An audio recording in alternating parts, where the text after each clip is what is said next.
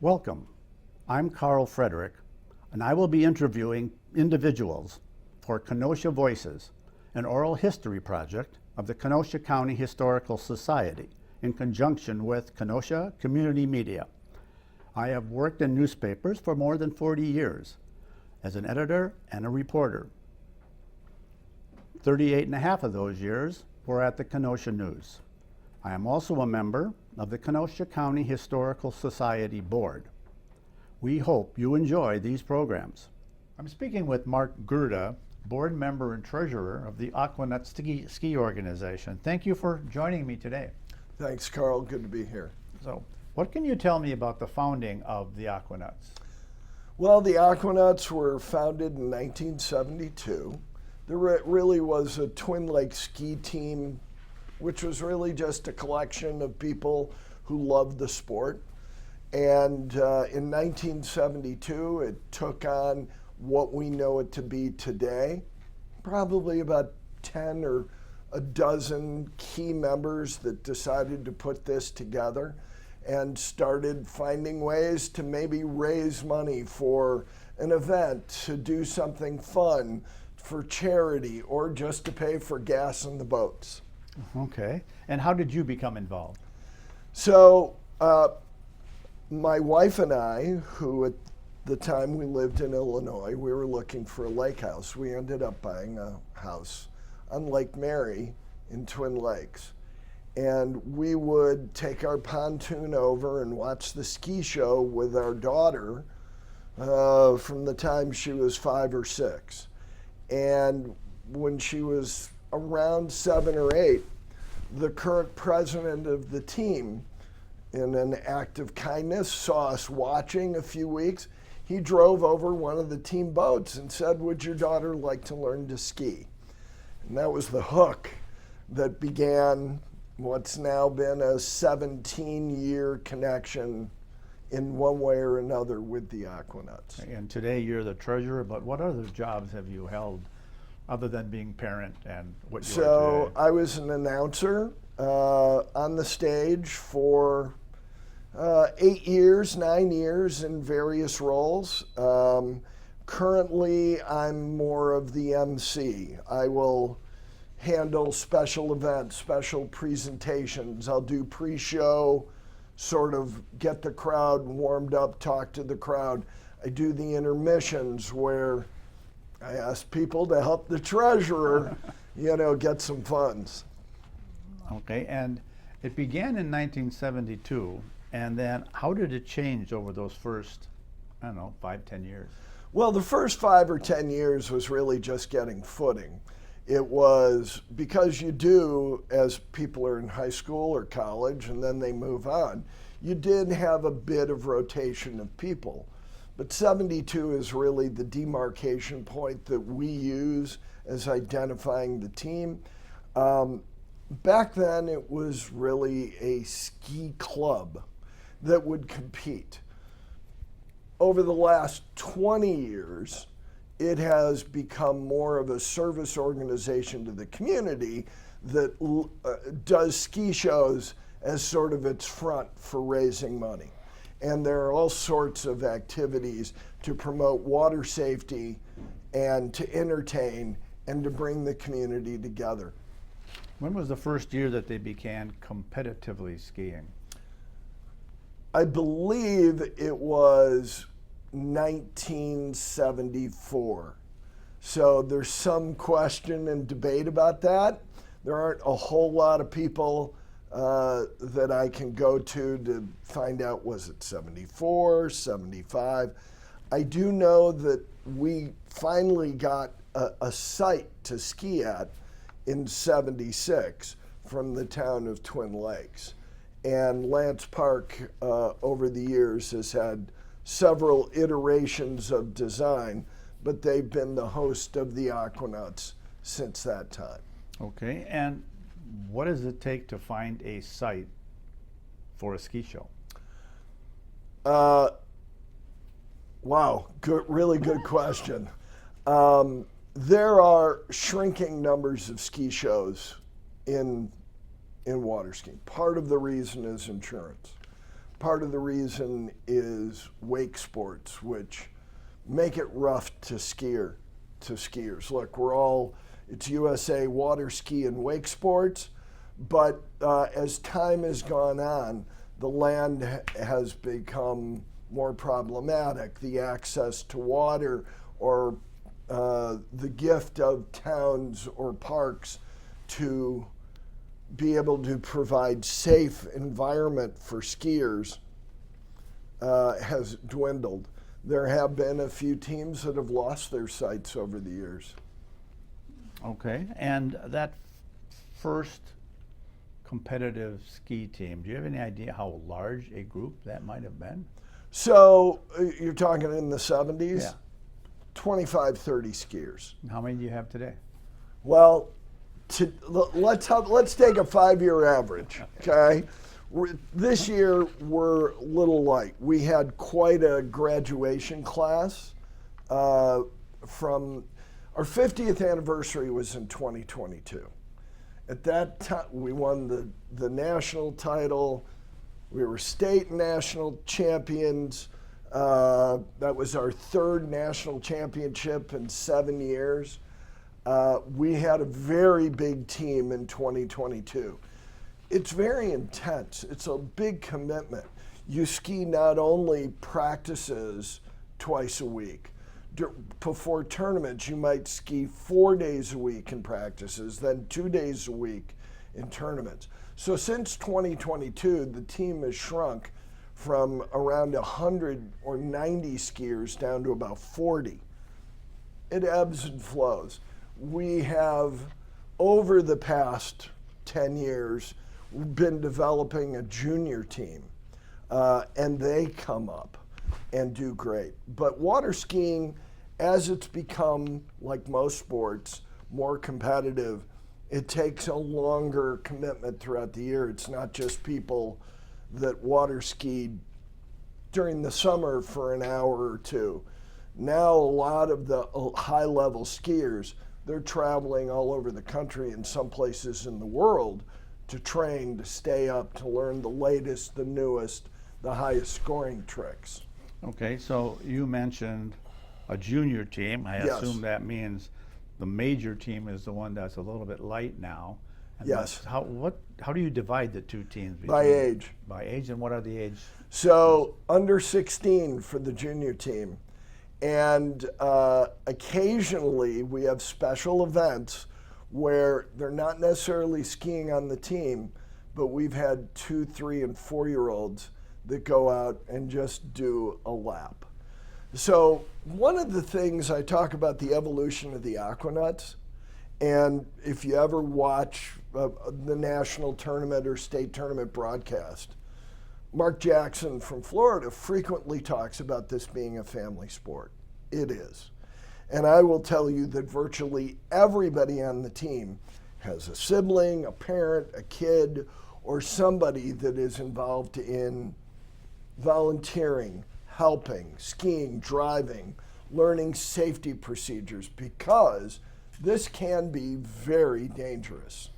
Okay, so how many members do you have on the junior team right now? So the junior skiers are about 30 skiers as well. Okay. And of course their parents are there. And then in addition to, let's say, 40 skiers on the senior team, we've got another 55 or 60 in any given year, people like myself who are non-skiers but do have some role on the team to make it run. Support staff, volunteers. All volunteers. It's all volunteer. Okay, so how long does the season last? Memorial Day to Labor Day. And 2 shows a week? 2 shows a week, except when we do tournaments. Okay, and are those already announced ahead of time when your schedule is put out? Yeah, the state and national tournament is predetermined.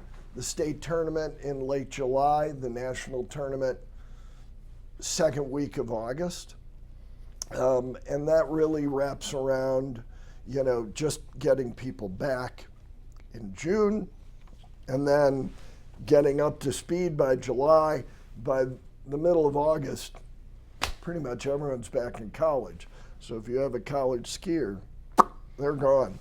Okay. So how old are the oldest members? So on the non-skiers or On the ski team? on the skier part? Yeah. So the oldest skier we've had in the last couple of years, a regular skier, 60 plus. Okay. Boat drivers in their 60s. I'm up there. I've got my Medicare card. We couldn't do it without him. What has happened is insurance administration, safety, safe sport, as well as U.S. Olympic requirements have made it far more complex. So it's really not a team that can effectively be run by teenagers. No offense to teenagers, just it takes a little bit more business experience to make sure all the I's dotted, T's crossed so that people are protected if something bad happens. Yes, you mentioned skiers going back to college. Do you have skiers after they've graduated from college? Absolutely. That's sort of a return spot depending on where they land. And the Aquanuts are somewhat unique in where we draw our skiers from. We draw skiers from pretty much a 20, 25 mile radius. Most teams draw their skiers from just a couple of mile radius. And so not all our people come back. Speaking my family, my daughter, originally we were from Illinois, had the house in Wisconsin. She graduated from college and lives and works in Dallas. So we have other people in Florida and other places that's where they go. Mm-hmm. You mentioned insurance being an issue. How has insurance costs changed in order to have this ski team? So I've been treasurer I've been very involved in the budget process for the last 10 years.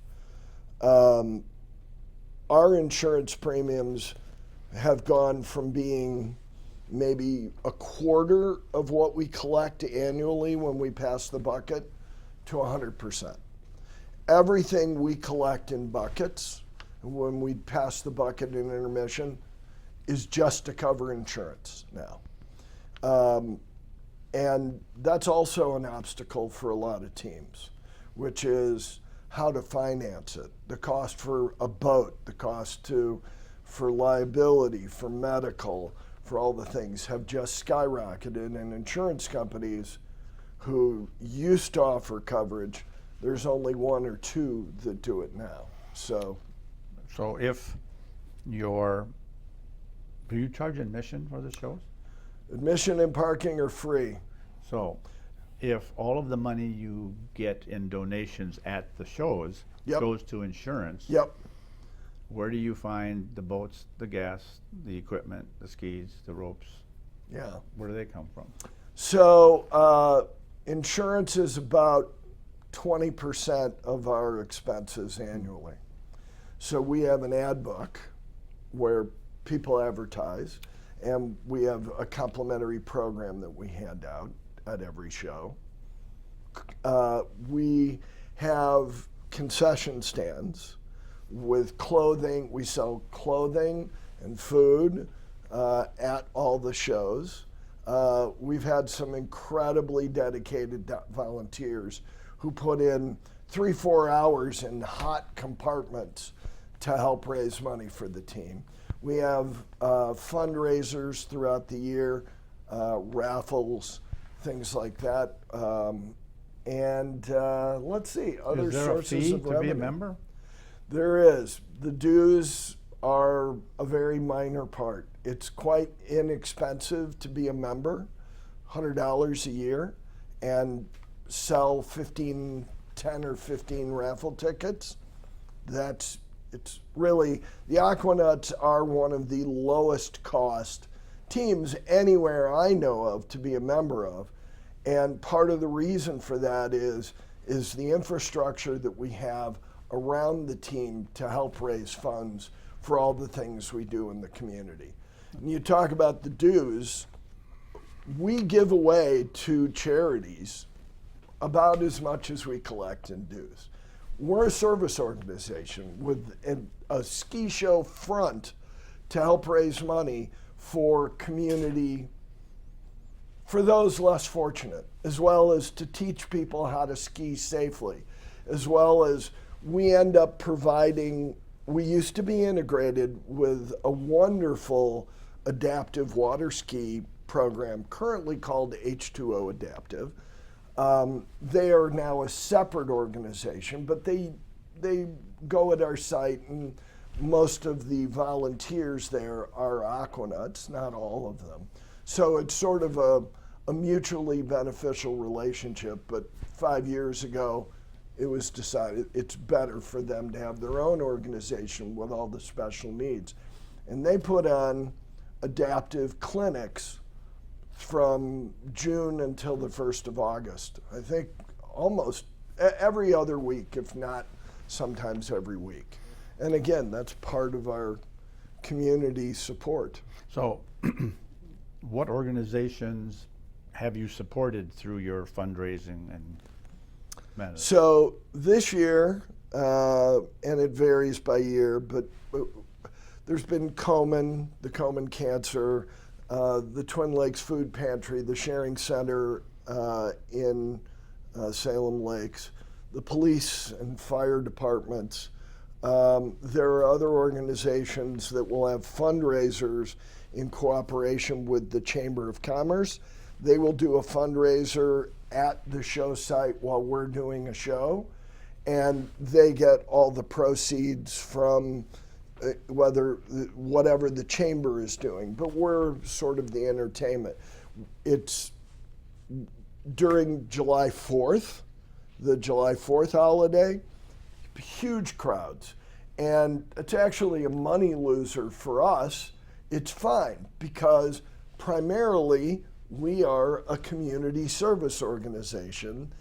We just use the ski show as a front, but it's all about just having a wonderful place to go and have fun for you, your family, your friends in Twin Lakes, either from a boat on the water or in our facility. And it's fun for all of us. And we're doing good at the same time. Okay.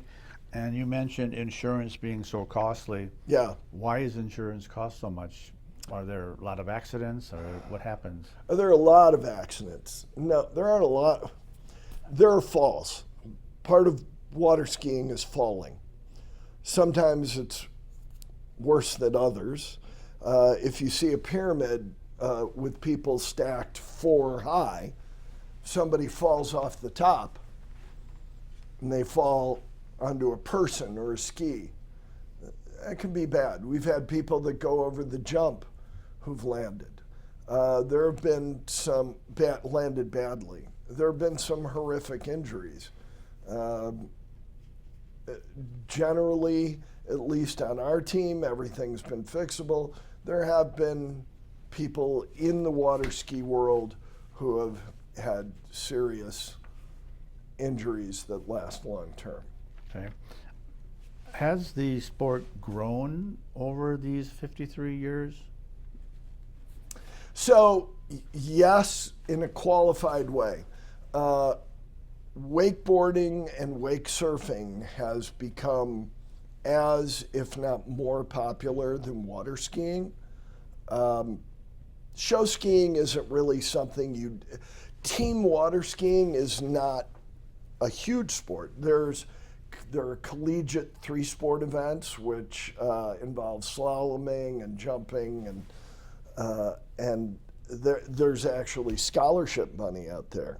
But show skiing is not a collegiate sport, although it does compete internationally and up until recently under the U.S. Olympic Committee.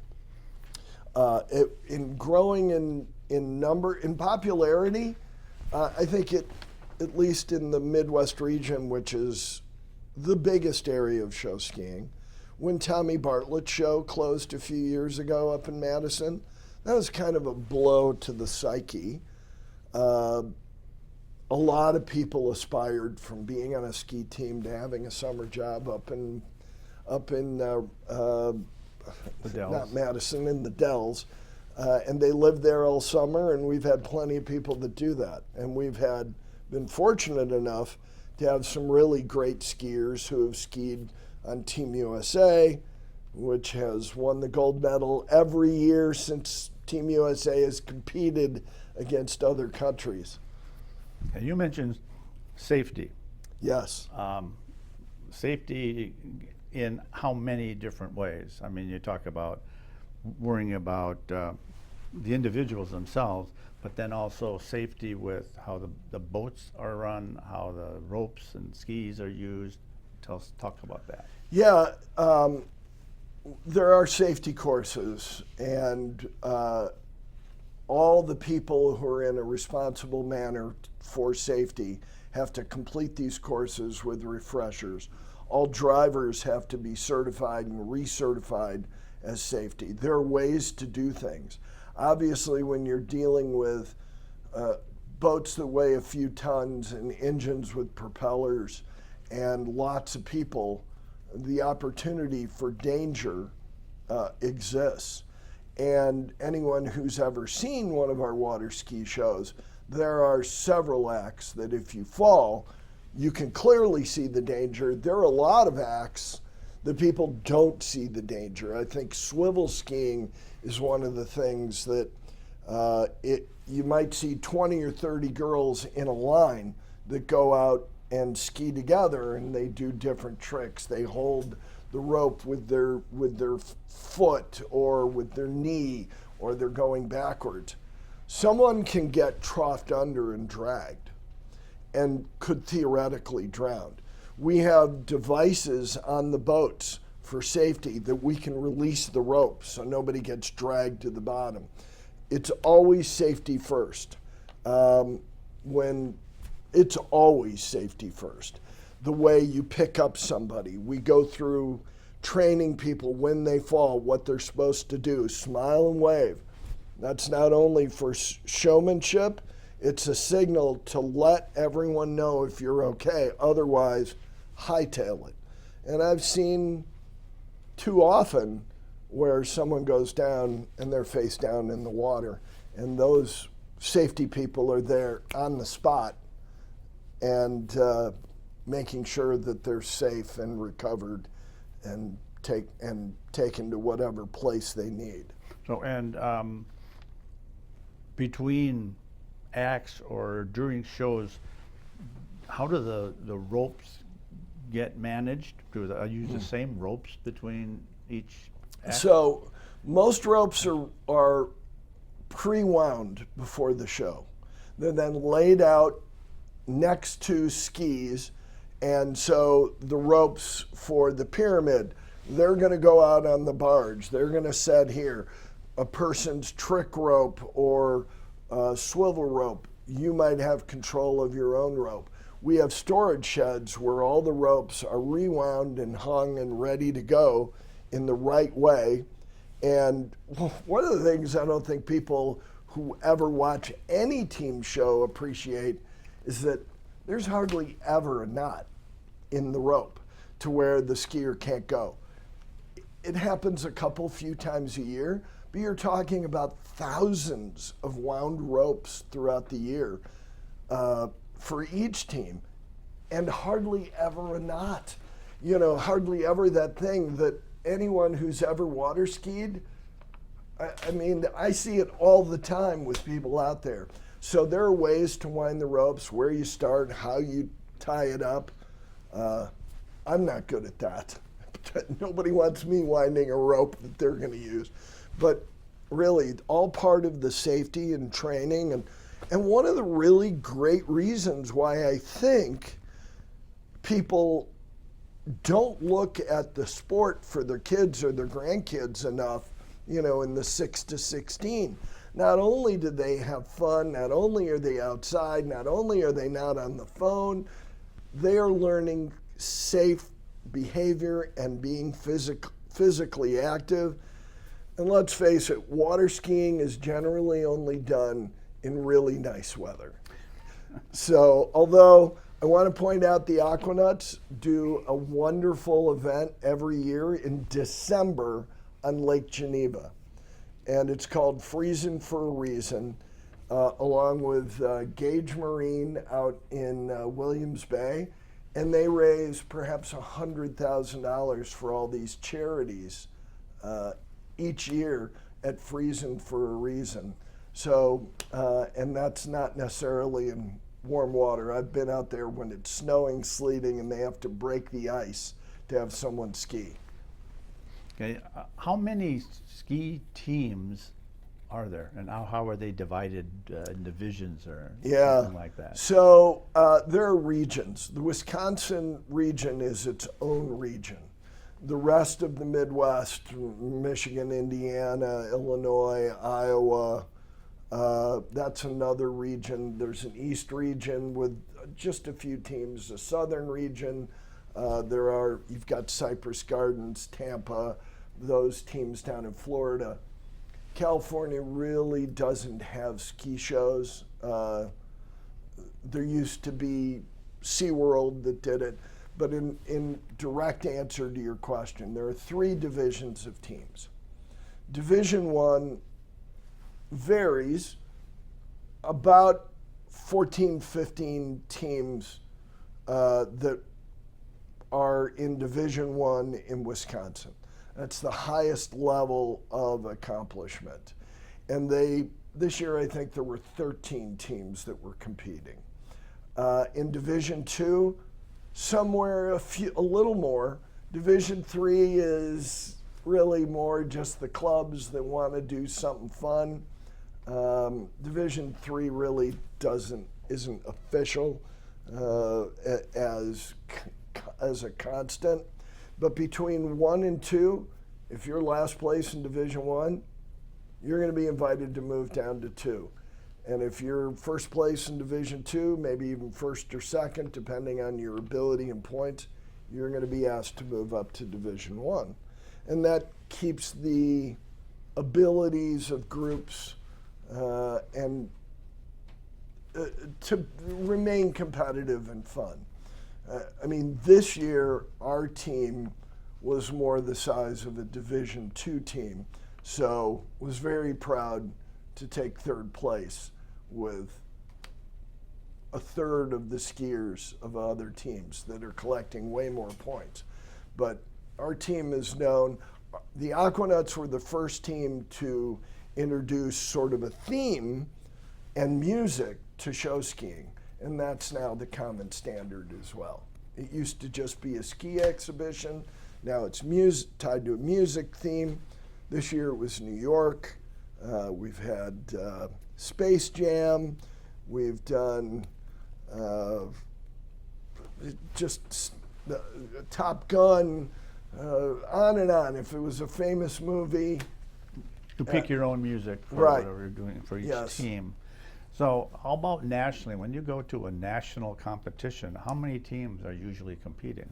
So they would have to qualify from a different region. So it's generally about a dozen. And I would say half the teams qualify from Wisconsin. Okay. All right, so tell me, there is a ski show. Yeah. What else is going on the land while people are just watching skiers? Right.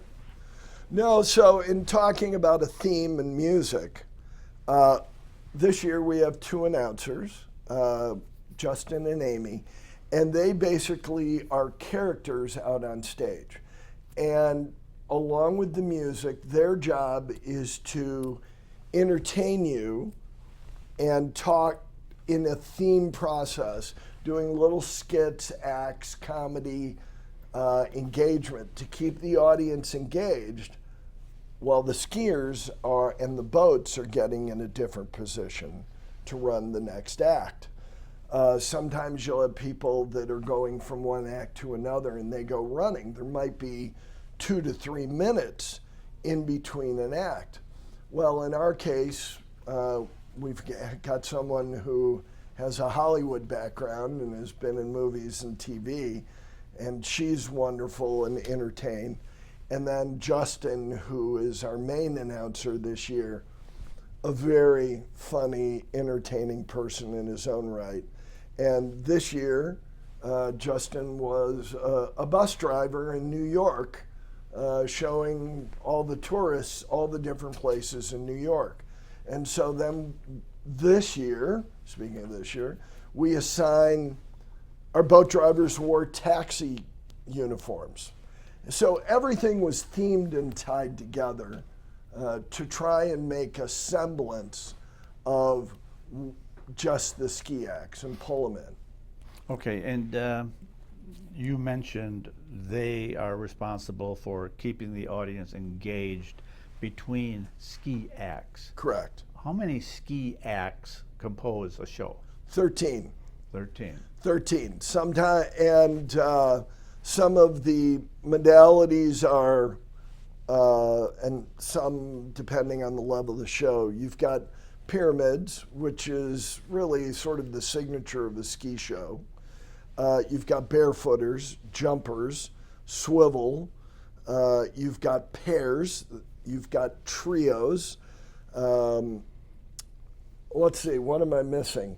Trick, wakeboard, and then combinations of all the acts. I assume I said swivel. If I didn't, You did. my daughter will hit me on the head with a paddle.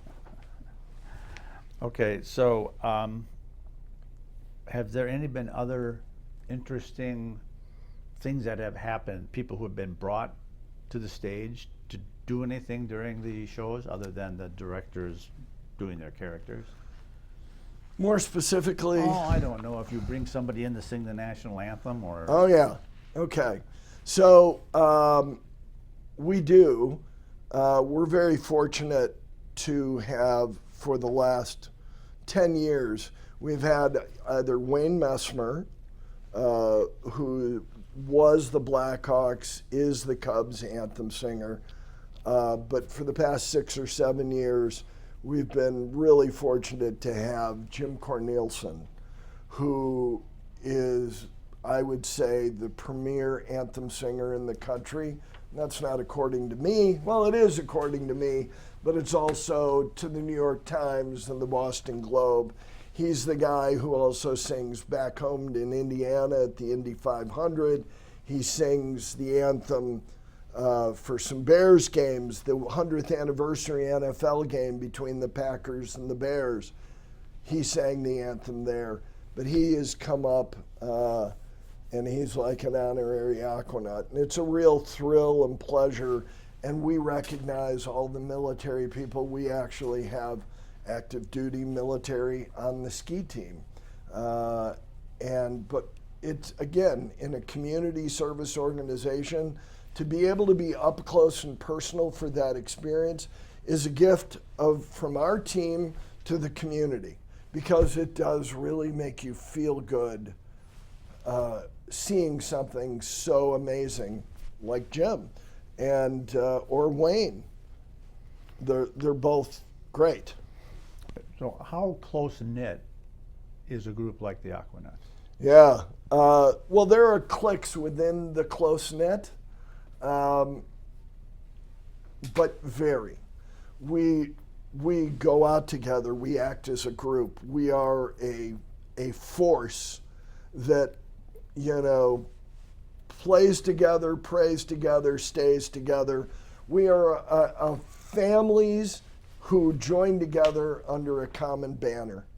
Okay. And as an announcer, I'm lucky enough to get to know all of them.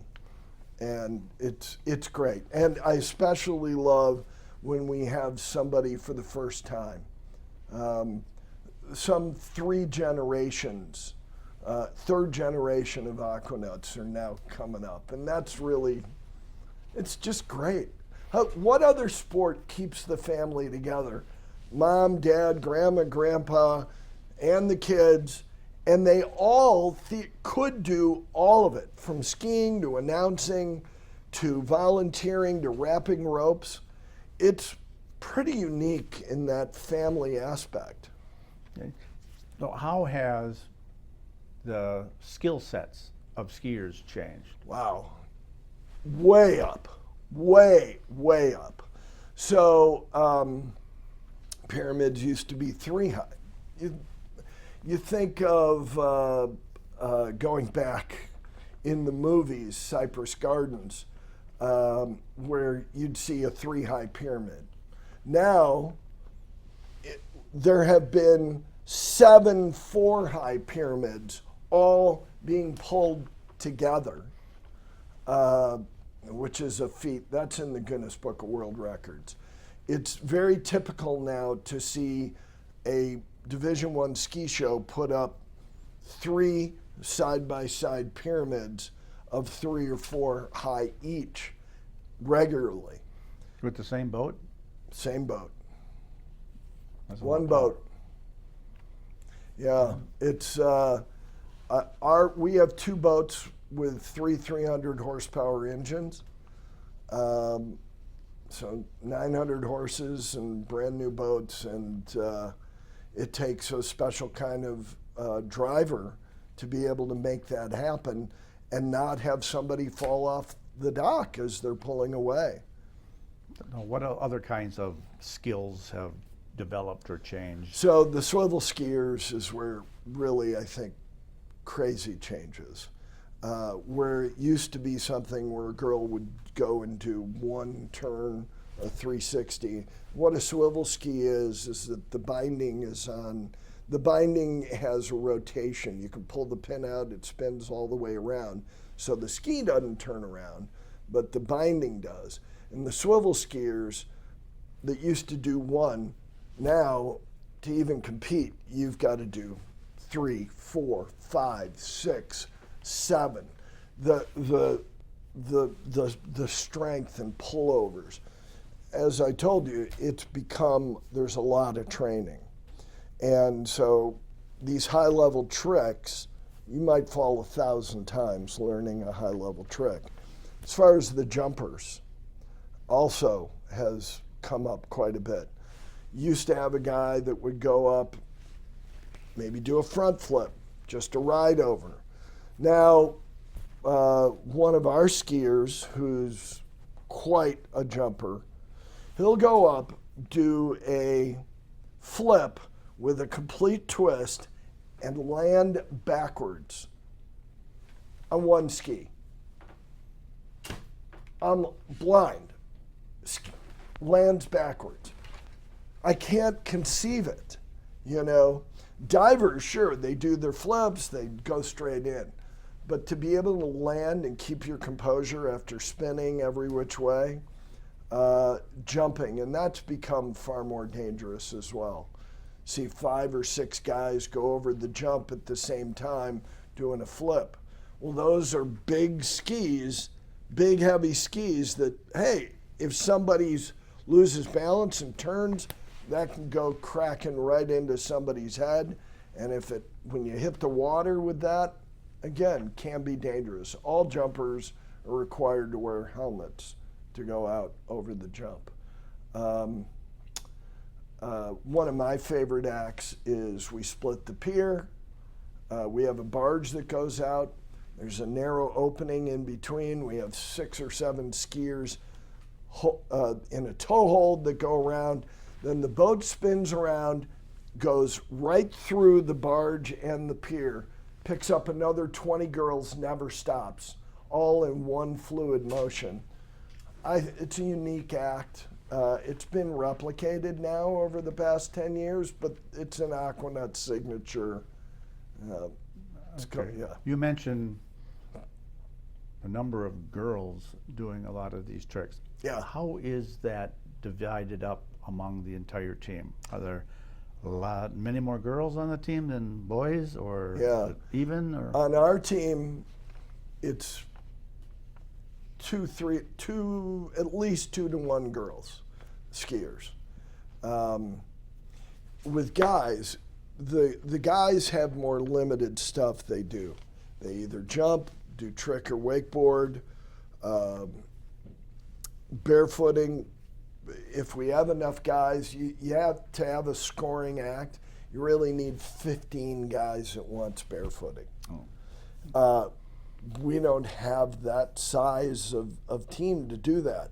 So our team is primarily female. I know there are other teams that are primarily male that are more about the jumping. We'd like to have more guys. We'd like to teach them all the stuff. We definitely have great teachers. We have one of our skiers has been the most valuable, the only 3-time winner of the most valuable female skier in the country. Has been an Aquanut as long as we have. She was the one, I told you that, I believe on camera, we became members of the Aquanuts when someone reached out to us and said, would your daughter like to learn to ski? And that girl, who's a 10-time world champion, that daughter is the one who taught her how to ski. Okay. How has equipment changed? Well, the equipment has gotten lighter for sure. The materials for anything in the composites are lighter, don't get waterlogged, easier to maneuver. So the equipment has improved, but really it's the basic same principle of displacement and weight, so the same physics. But yeah, the materials are different, but essentially the skis are the same. You mentioned you have a junior team. Yes. Kind of a feeder into the senior team. Yep. How do you feed into the junior team? Well, we say, hey, if you want your child or grandchild to be a member of the team, we have tryouts in the spring, the summer, and the fall. Although I think I'm calling it fall. Occasionally there are tryouts in September, but people just contact us through our website at aquanutwatershows.com or send us an email and say, hey, I've got a couple of kids, I'd like to be part of the team, what do we need to do? And what do they need to do? Depending on your age and your involvement, our preference is that you're able to ski on one ski. We have taken some 2-ski people that are close, but really to be part of the junior team, it's depending on your age. We're okay with a 5-year-old on 2 skis, but we don't want a 15-year-old. It's not we don't want them, it's that it's not the right place for someone to be 15 or 16 and I can barely sit dock on 2 skis. Okay, how are the crowds at your shows? Yeah, we get great crowds. So I've been doing, as a numbers guy, I believe that sometime in 2026 or 2027, we'll have our 1,000,000th visitor, just based on visual averages over the years, ebbs and flows. But we have had fantastic crowds, just packed. People have to park and shuttle. You know, they have to, if you get there late, you might have to walk half a mile or more. So yes, we have great crowds. We wish we had more parking. And do you have an idea of how many people attend a show? So a regular show, not necessarily. So a Saturday and a Wednesday, depending. In the summer, over 1,000, 1,500. July 4th is way more. Maybe we'll have a couple, 3,000 people there because there's beverages for adults as well at the July 4th show. A great national anthem in person, honoring the military. There's been a parade. Everyone's in town, friends and family. We do our show, and then fireworks. So all for no cost. We ask that people come and consider dropping a 5, 10, or 20 in the bucket. Help us. It is part of fundraising, is part of what we do, not only for our operational expenses, but to help. We have capital expenses as well as supporting charities.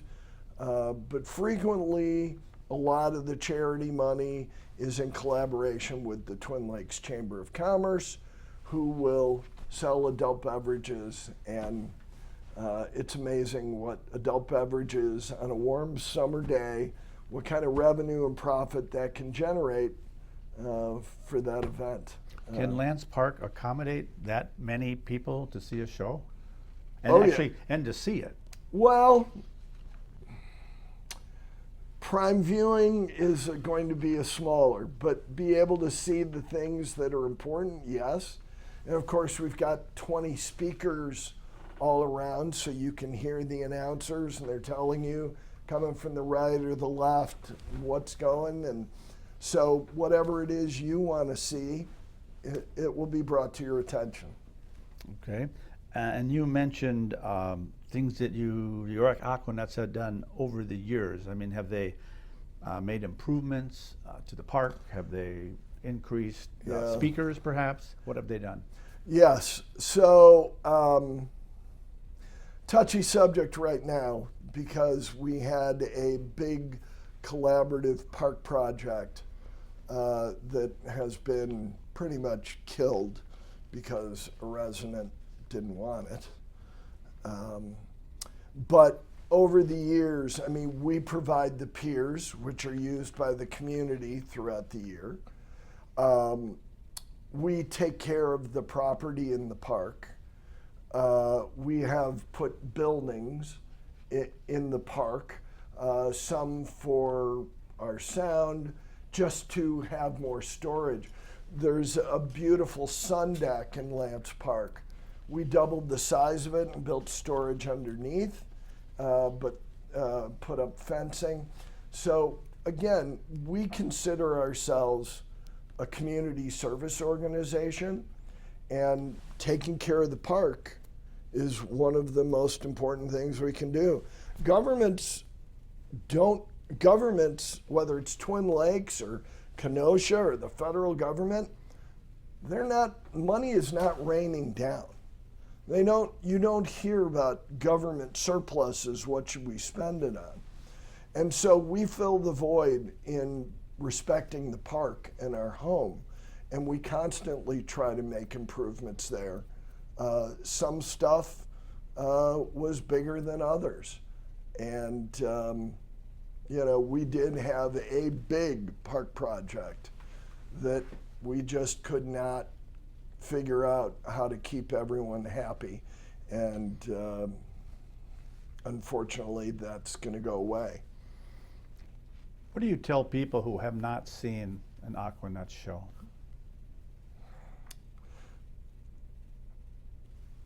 Wow. You're missing out. I mean, clear, you're missing out. Maybe it's not your cup of tea. Maybe you don't love to come. When we moved to Twin Lakes, for me, I wanted to be out on the pontoon or over at the park and watch the shows. I'm like, you gotta be kidding me. This really goes on? This is really fun. Now, not everybody wants to come 30 times a year. I get it. If your kid's there, your grandkid, sure, maybe you want to see him perform. But if you haven't seen it, it's really quite a show. Tommy Bartlett knew it, ran a heck of a business. The Dells were built around that Tommy Bartlett show.